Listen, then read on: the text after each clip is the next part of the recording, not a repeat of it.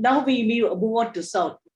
Today, heartiest congratulations to Edapadi ji, who by a single sitting judge has been again, he has been ascertained as the third party general secretary after MGR, Jayalalitha. Edapadi has been chosen as the third party general secretary. Now, the prospects of OPS in this case. Now, everybody looks at OPS as a person who is very well versed in legal formalities now, because every decision made by the Supreme Court and reverting back to the High Court, now OPS seems to be contesting against the verdict. Now, OPS, it looks like today's verdict that OPS is the third general secretary of the party, and which is wish of Jayalalitha also, that AADMK should continue for 100 years, more than 100 years. OPS tomorrow, he is going on to a higher appeal. Higher appeal results at the magistrate level, court level, contesting against today's decision that the July 11th meeting cannot be rejected, or it cannot be stalled by the court, and the selection of Edapadi then as the interim general party secretary will hold good. That is today's verdict. Now, what are the chances of OPS that I'll discuss as we go through this discussion? What is your decision on this? What is your opinion on this? Any party should have a sole leadership, a single leadership. Then only the party can survive. Unfortunately, ADMK, there was dual leadership. So which is not good for the party. Yes. So rightly, the General Council of the ADMK, and they have removed the Mr. OPS from the post of coordinator. And they have made it accessible. They have again created the General Secretary post. Yes. Because previously General Secretary post was abolished by the General Council of the ADMK. And after that, both the EPS and OPS were selected as the two leaders. Now that is not good for the party, because one leader is taking some decision, another leader has been taking some decision. And most of the ADMK cadres, they have been believing that BJP has been trying to take this issue in their favor and try to bargain more seats by keeping good close relationship with OPS. That is what the reason BJP has been indirectly supporting the OPS. So this is the feeling of ADMK cadres. Accordingly, the General Election Council, and they have decided that there will be only one leader post, which is called General Secretary. And the General Council had also elected EPS as the General Secretary. Yes. And OPS had gone to the High Court, stating that that is invalid. The creation of General Secretary post is invalid. The conducting of the General Council itself is illegal. And whatever resolutions which have been made in the General Council is also illegal, even to the High Court. So the single judge, they had given the verdict in favor of OPS. Single judge said that the General Council meeting conducted by EPS is invalid, legally invalid. But after that, it went to the bench.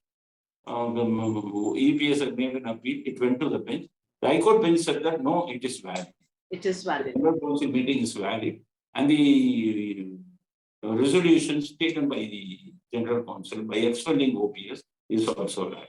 Again, OPS went to the Supreme Court. Supreme Court had also confirmed the judgment given by the High Court bench. So what is the necessity of OPS after he had failed in all the legal issues? How can he again go to the High Court challenging the decision of the General Council? And now he says that the election for the post of General Secretary should be stayed. He had filed to multiple cases, and he had failed in all those cases. Now the High Court had declared that they can proceed with the election of the General Secretary. So after this, my own opinion is that OPS has got no influence. He has got no influence among the party. Yes. He has got no influence among the General Council. All the 66 MLAs of ADMK, more than 90% of the MLAs are with the EPS side. 62 of them. They are supporting EPS side. All the district secretaries are with the EPS. 90% of the general council members are EPS, with the EPS. So OPS should realize the reality, and instead of going to the court regularly, either he should start his own party, or otherwise he will try to have patches with the EPS and try to rejoin in the area. That will be good for the OPS. And everything OPS has been selected as you said, third general secretary of the ADMK. And the ADMK was a has got some historical importance in Tamil Nadu. Yes. Because MGR had found it after splitting from DMK. It has been in existence for more than 5 decades, nearly 5 decades. It has been in existence, ADMK. There should be a strong opposition in Tamil Nadu. Otherwise, the atrocities of DMK will go beyond imagination. So a powerful opposition is the need of the hour as far as Tamil Nadu is concerned. Whoever presides, whoever is elected as general secretary, we do not bother. But being a powerful opposition, because they have got 1.5 crore membership in ADMK. It is a powerful opposition. Such a powerful opposition should exist in Tamil Nadu. So we the people of Tamil Nadu, whoever it is OPS or EPS, they have been elected as per law. So we have to support it. A powerful ADMK should exist in Tamil Nadu. So we should all welcome whoever it is, whoever at the helm of affairs, whoever is the leader, we don't bother. ADMK, powerful ADMK should exist. And so we should congratulate Mr. EPS for having been elected as the general secretary of the party. And our request is that Sasila should not be made to rejoin in the party. Because there are serious allegations against her. Some 3,600 crores of property, Binami property, was seized by the income tax. So people should realize the fact that such a leader should not be allowed to lead a powerful opposition party. Secondly, TTV Dhanavaran also should not be inducted into the party. He has the habit of distributing bribe to the voters. Whenever he contests, he used to distribute the bribe to all the voters, which is not a good practice in politics. So we should also ignore TTV Dhanavaran and Sasila. With regard to OPS, he is a good leader. He is very calm. He is very pious. But the dual leadership will not be suitable for ADMK. Yes. So OPS should realize the fact either he should go and rejoin ADMK. He cannot be treated as an untouchable like Sasigala and TTV Dhanavaran. Even though there are what is that unaccumulated wealth. Again, charges of unaccumulated wealth against the OPS. He personally is a good person. He is very calm. He is very innocent. So that is why ADMK leaders can make him to rejoin. Or otherwise, the OPS should go and form a party of his own. This is the reality in ADMK. And even all the people of Tamil Nadu should welcome the selection of a single leader to ADMK, because that is the strongest opposition party. What baffles me in all this is, why is it that even after 10th time his appeal with the verdict came today, and tomorrow he's taking it up for the 11th time? Why isn't that he's not giving up? First point. Second point, now left with no other alternative. Now at least he should realize the party may not, that he doesn't have the party backing to become the party general secretary. It's either he accepted the fact, or he has either the option of going back to Shashikla, joining hands with Amamuka, TTV Dhanavaran, and becoming a leader there, or why can't he just reconcile and lead a very peaceful life, a retired life sort of, if he doesn't want to go back to the EPS faction of ADMK? So if you become a politician, you will not think of quitting the politics, because it is a field where you have got money, where you have got the popularity, where you have got the social protection. Everything will be there. So it is a nobody will leave the field. As usual, OPS is also trying to continue in politics. That is why vexatiously he has been filing cases. You should see the reality, because the legal luminaries, the legal personalities have been misguiding him. Do you know what is the fees for appearing in these political cases? EPS had given 2 crores daily to the Supreme Court advocates. The fees is per day 2 crores to the advocates. Normally, the lawyers and advocates, these people will always give what is that, will try to encourage the political leaders so that they will get some cases. Just like that, EPS, OPS advocates, they have been encouraging OPS that still we have got chance. We will file a case. You don't really, we will win. Just like that, they have been giving assurances. Based on the assurances given by the advocates, the OPS has been trying to fight so many cases. And my advice to OPS is that you just try to understand the legal provisions. Supreme Court is the highest court in India. When the Supreme Court has given such a verdict against you, how you should go and fight so many cases? What is the use? You cannot succeed. So that is the advice, or that is the advice I want to give to OPS. These legal issues, legal tussles, just as you said, either you continue in politics, otherwise you take rest. He has got so many properties, so many wealth. Even in abroad, he had bought so many properties, OPS. I know a friend in South Africa. He says that there is a farmhouse at South Africa.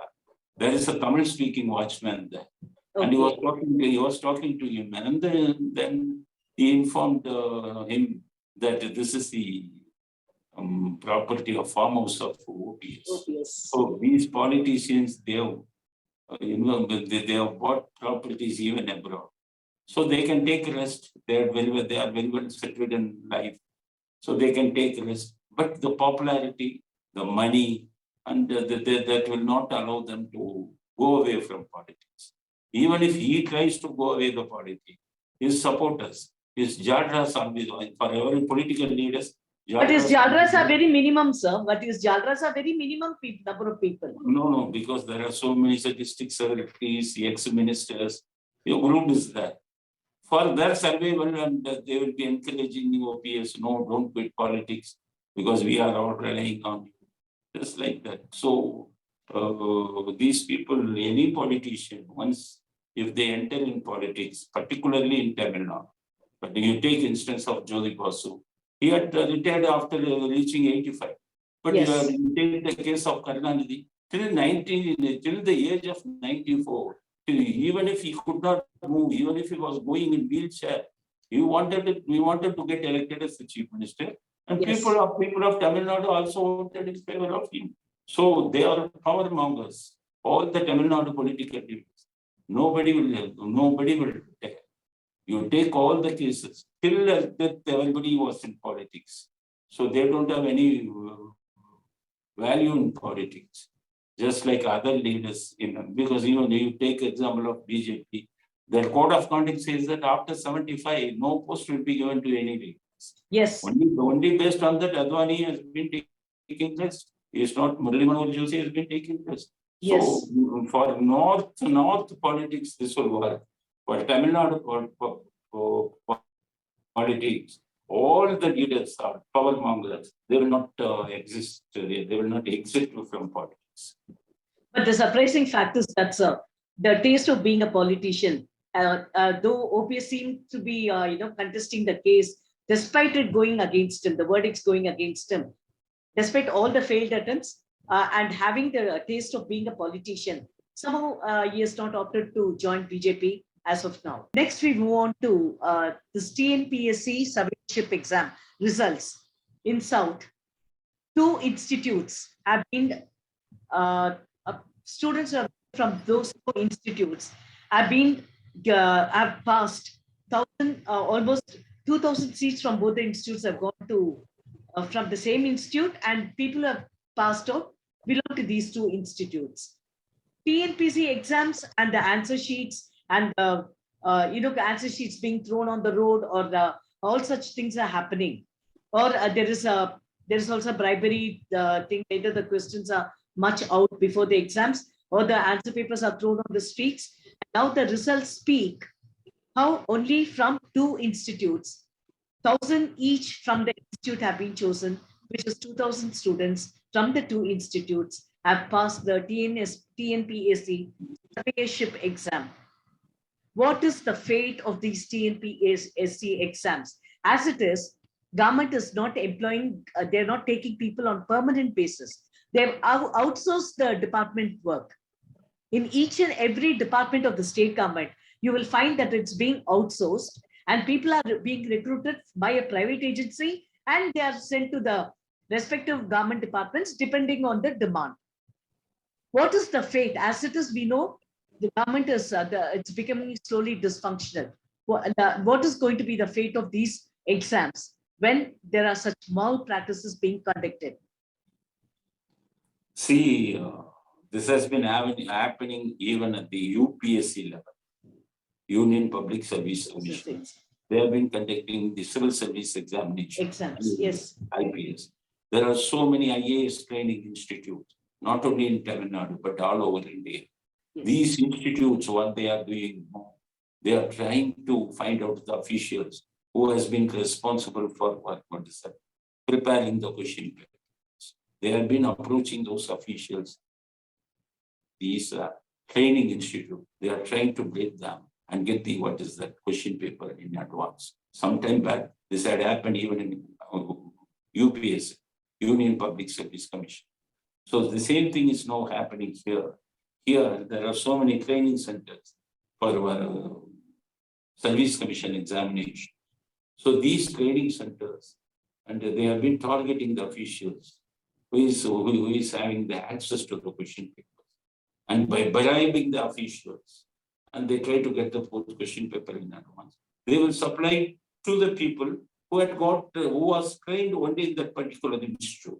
They will be leaking the newspaper, they will be leaking the question. The fact is that they will be also getting charged from those students. They will be telling that I have got the question papers, you give me 10 or 1 lakh, you give me 2 lakhs. Such a way they will be collecting huge amount from the students. They will be getting the question paper in advance. They will be supplying it only in such a way, and the more number of passes are occurring in a particular institute. So why this type of lapses, particularly who is bribed for this, how they are getting the bribes, what is the reason for getting the bribes? If you probe further, you can find that the Service Commission chairman is getting the post only after giving a bribe of 5 to 6 crores to the politicians. Okay. There are so many members, Service Commission members of that. They are bribing 1 crore by giving 1 crore and 2 crores of rupees. They have been posted as the Service Commission members. All these vital posts in Service Commission members are obtained only by bribing the politicians. So if they give the bribe to the politician and get the post, they will try to earn the money which have been invested. So they involve in all such malpractices by accepting bribe from the training institute because they have to compensate for themselves. They have spent a lot. This is how the corruption is taking place in all the Service Commission circuit. Previously, there was one magic pen offense, magic pen technique. Magic pen technique in this thing. Some of the students have answered the papers by using a magic pen. If you put a tick with the help of a magic pen, the tick will disappear after 2 or 3 hours. So they have put a tick by using magic pen, and after that it had disappeared. And the answer paper had come by van, and in the middle of some road, they had stopped the van. There was cooperation among all the members, and they have bribed the van driver, and who is bringing the officials, who is bringing the answer paper, and they have taken it out. They have taken their answer paper. All those tick which have been made by them by using magic pen had disappeared. Then they have put again new tick to the right answers. This is how another magic pen offense was taken place in that too in the Service Commission on the examination papers. So the main main people who are responsible for such kind of corruption is our politicians, because they have been collecting huge amounts in crores for appointing Service Commission members, Service Commission chairman. So they are trying to take it back. These training institutes have been using these officers, bribing them, getting the question paper in advance, and circulating it to all the students who have been trained in that particular institute. So this is also, that is why lakhs and lakhs of people are writing the examination. 18 lakhs of people had written the examination for Group 4. So if people select in such a way by bribing the officials, what will be the fate of other people who had sincerely written the examination? That is why if you allow this to go, most of the youngsters will get frustrated, and they will be involving in all sorts of antisocial activities. Exactly. So the government should take care of this, should take it seriously. It is not the question of getting giving the selection of posts, the selection of persons for some post. That is not a question. It will have wider ramifications in the society, wider ramifications in the minds of the youngsters. That is why the government should understand this and try to see that. In Karnataka, what is happening? Everybody has been writing the competitive exam. After the result, the Karnataka government has been sending the answer sheet of the person directly to him, and with an explanation that they will be also giving what are all the right answers. Right answers. They will be giving the answer sheet written by the concerned individual. So everybody will be getting satisfied, because they will be knowing that, oh, these are all the right answers, and we have written it wrongly. That is why we have been disqualified. So in such a way, people will try to understand that examination was conducted properly, in a proper manner. So our government should take care of this, and it should be seen that this should not happen. This is not happening in future examination. Next, we move on to Anbumani Ramdas. Quote unquote.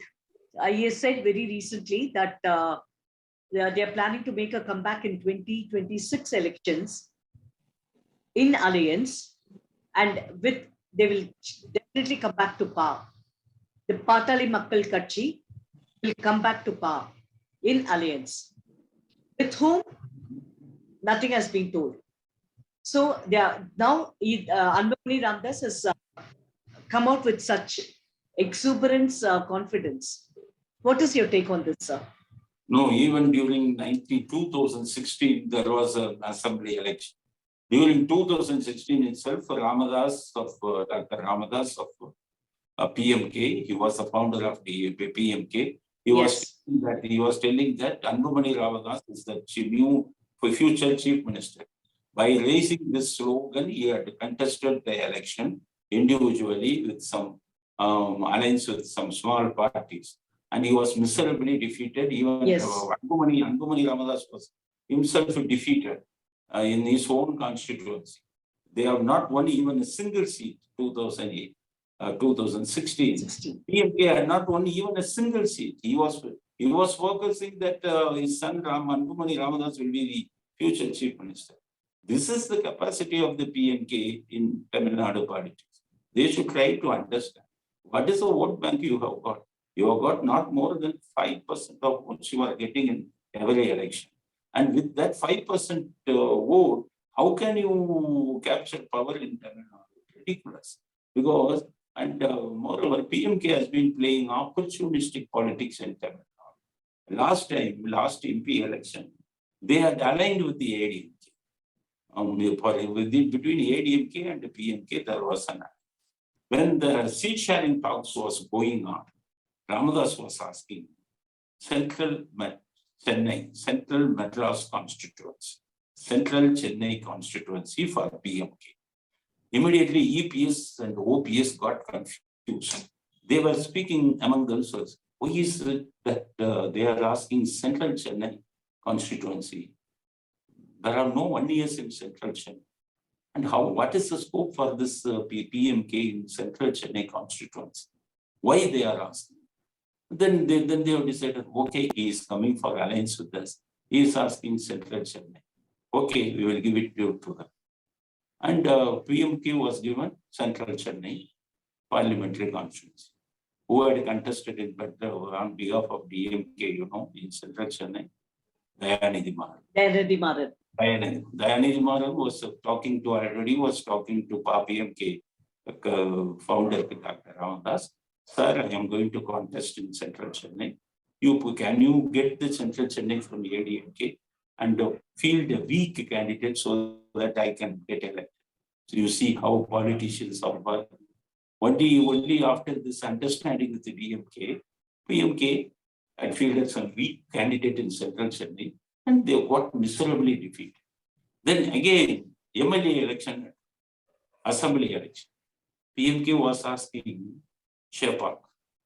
Who is going to contest in Shepark? Udayanithi Stalin. So deliberately, they have been asking Shepark, what is the purpose? What is the motive of PMK? They want to make Udayanithi to win. Just to extract money from VIPs. They have been, because what is the winning chance for PMK in Shepark? It is a constituency which is mostly dominated by Muslims. They are miserably defeated. They did not bother because getting constituency of VIP candidates, fielding weak candidates, bargaining with the particular VIP candidates, getting money. If this is your modus operandi, how can you become a ruling party? How your party will, just like that, you have got a Dindigul constituency. And one minister, now he is the minister, Periyasamy had contest, miserably defeated. So only after that, ADMK leaders came to understand, that is why this PMK has been asking VVIP candidates. So how your party will grow? What is the percentage of votes you have got? Last assembly election, what is the percentage of votes you have got? You are not one even in North Tamil Nadu, where most of the 1 years are residing. Most of the 1 years do not like your party. They are voted for DMK and other parties, ADMK and other parties. So this is the scenario, present scenario in Tamil Nadu. And getting about is that coming to power is a DMK, is a PMK is impossible dream. That is what I want to say. So can we finish, sir? Yes. So over. So I'll wind up with the final note. Okay. With this, we come to the end of this episode. Thank you for joining me. Thank you for joining me, sir. And thank you for joining me, viewers. Thank you so much.